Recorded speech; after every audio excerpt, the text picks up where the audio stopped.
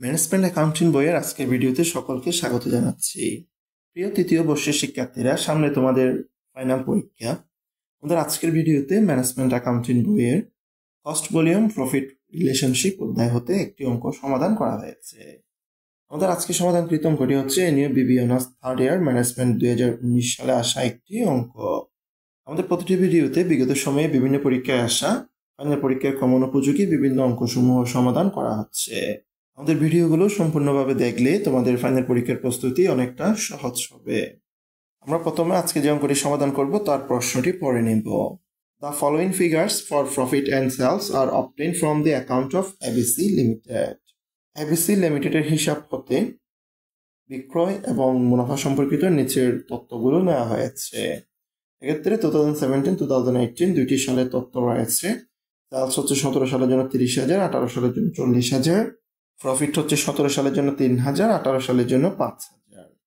Calculate অর্থাৎ required রয়েছে 1, 2, 3, 4, মোট 4টি রিকোয়ার্ড। রিকোয়ার্ড 1 হচ্ছে ফিবি রেশিও বের করা, রিকোয়ার্ড 2 হচ্ছে বি ফিন টাকা বের করা, রিকোয়ার্ড 3 হচ্ছে প্রফিট অ্যান্ড সেলস টাকা 50,000, আর রিকোয়ার্ড 4 হচ্ছে sales to earn a profit of টাকা 10,000। এই 4টি রিকোয়ার্ড এখানে বের করতে হবে। আমরা প্রথমে রিকোয়ার্ড 1টি সম্পন্ন করব। রিকোয়ার্ড 1টি হচ্ছে আমাদের ফিবি রেশিও। রিকোয়ার্ড 1 এসে ফিবি রেশিওর জন্য যে সূত্রটি লেখা হলো change in profit divide by change in sales, এটাকে পার্সেন্টেজে নিয়ে যাওয়ার জন্য গুণ 100।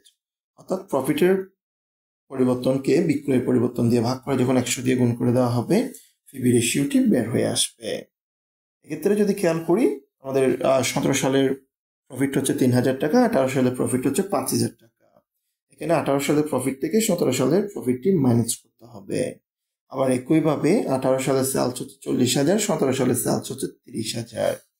40,000 টাকা থেকে 30,000 টাকা বিয়োগ করতে হবে।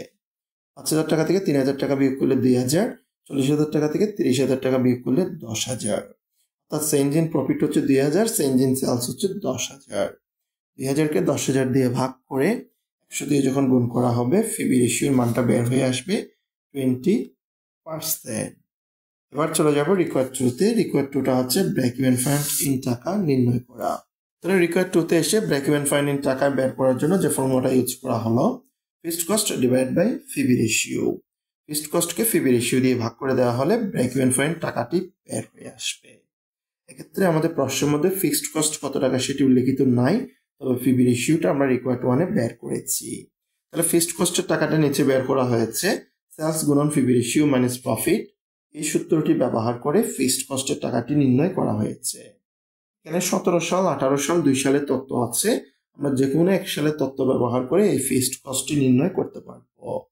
18 সালে সেলস হচ্ছে 40,000, ফিবি রেশিও 20% দিয়ে গুণ করা হয়েছে এবং 18 সালে প্রফিট হচ্ছে 5,000 টাকা। 40,000 টাকা 20% হচ্ছে 8,000, 8,000 থেকে 5,000 বিয়োগ করলে ফিক্সড কস্টের টাকাটা বের হয়ে আসে 3,000 টাকা। এবার মূল সূত্রে মান বসিয়ে দিলে ফিক্সড কস্ট 3,000 টাকা, ফিবি রেশিও হচ্ছে 20%। আমরা এই কাজটা পাশে হেয়ার দিয়ে সাইড নোটেও করে ফেলতে পারবো।